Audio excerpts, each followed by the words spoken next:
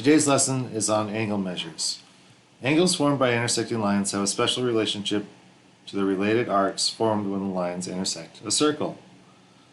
Now first we're going to define a secant. A secant is a line that intersects.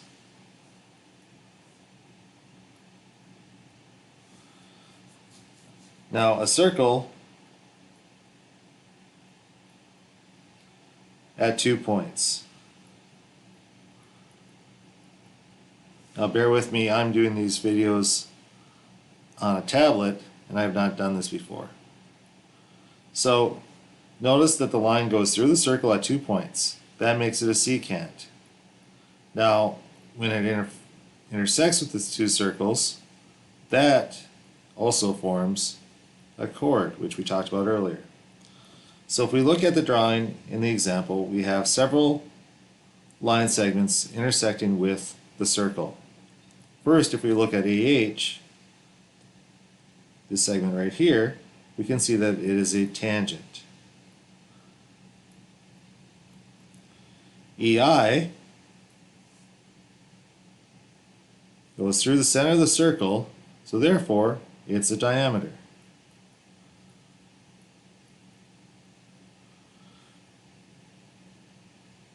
Okay, a diameter is a chord, but because it goes through the center of the circle, it is not the best word. DF is a chord because it has endpoints on the circle, but does not go through the center. And then finally, CE. CE starts at the middle and goes to a point on the circle, and that is a radius. Now we do have AHG that we did not talk about, and that is a secant.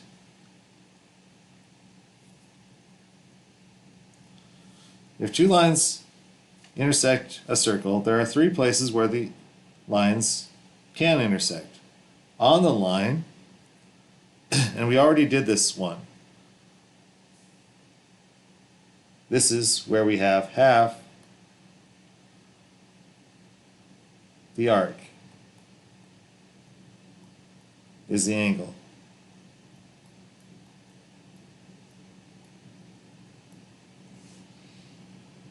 Inside the circle, where if we look at these, it forms two arcs, and outside of the circle, where it forms this one and a larger one on the other side. This one here, it has more than one intersected arc.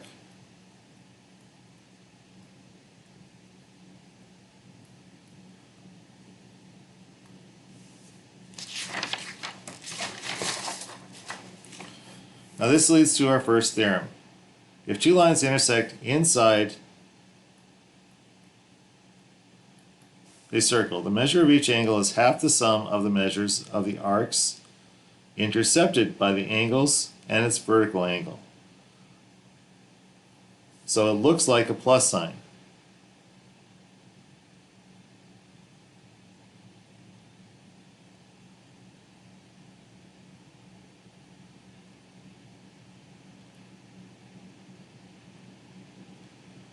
So right here, the measurement of angle 1 will be the half the measurement of arc AB plus the measurement of CD.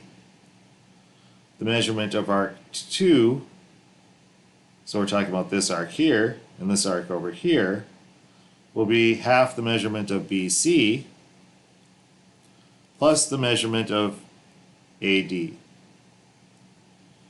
So let's look at some examples. We are trying to find the measurement of angle X in this drawing. So to do that, we're just going to take 40 plus 120 and divide by 2. So you get 160 divided by 2, which is X equals 80. Okay? Example 2. We have this arc that's 140. And this arc is 150. So we'll take 140 plus 150 divide by 2, and we get 145 degrees. Now, example 3 changes the rules a little bit. We are looking for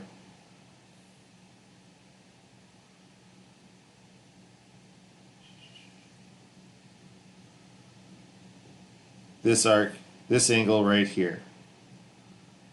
Okay, first we're going to start with the angle AED. AED is that angle.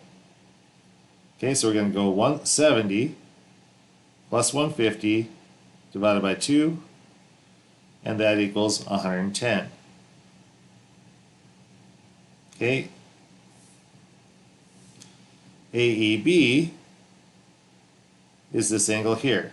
But we don't know the arc over here. We can do that because all three angles add up to 120 plus 150, so that's 270 degrees. Well, the whole circle is 360. So 360 minus 270 gives us 90 degrees. Okay, for this arc here. So we'll take 50 plus 90 divided by 2, and we'll get 70. So this angle here is 70 degrees. And then finally for BEC,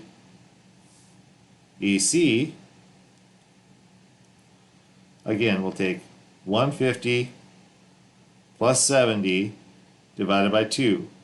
But notice that these two angles are vertical angles. So that means we already know it, and it's 110 degrees. The next theorem says if the two lines intersect outside a circle, the measure of each angle is half the difference of the measures of the intercepted arcs. So we go big arc minus small arc. Okay, so big minus small. For angle 1, we're going to take arc BC and subtract arc AC. Again, we're doing this in a very different way. I'm not at the smartboard. I'm using a tablet. It writes a little differently, so please be patient as we make these videos. Okay? If it's two tangents, therefore they meet at tangential points P and R. Well, again, two arcs are formed. So it's still going to be half the big arc, PQR, minus arc PR. Now remember, the Q allows you to know which direction the arc is going to be able to name it. Okay, and finally, if you have two secants, so they both go through the circle, okay, and you're trying to find angle 3, big arc, XY, minus small arc, WZ. Okay, so let's look at some examples of all three situations. The measurement of arc AD is 80 degrees. The measurement of arc BC is 20 degrees.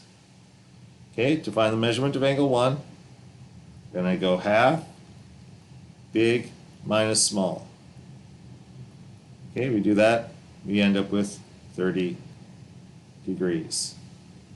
Okay, now here we have two tangents. So here's our big arc, EFG. We're going to subtract our small arc, EG, and divide by 2. So that is 260 degrees. EFG is 260 degrees. Well, when you have two tangent lines, you're actually including the entire circle.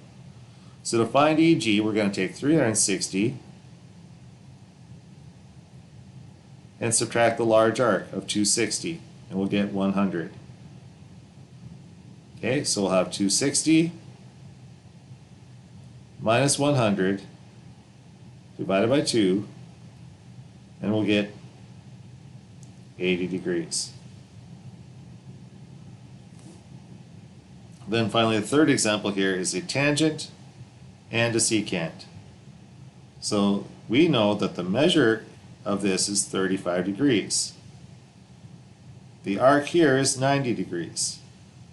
Okay, we want to find MYH.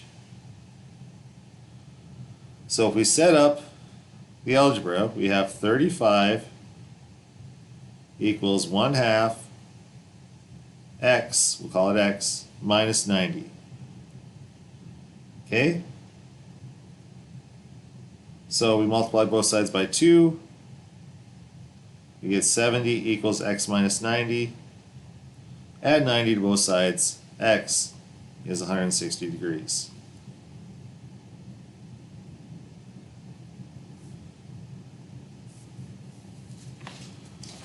Okay, and therefore that ends this section.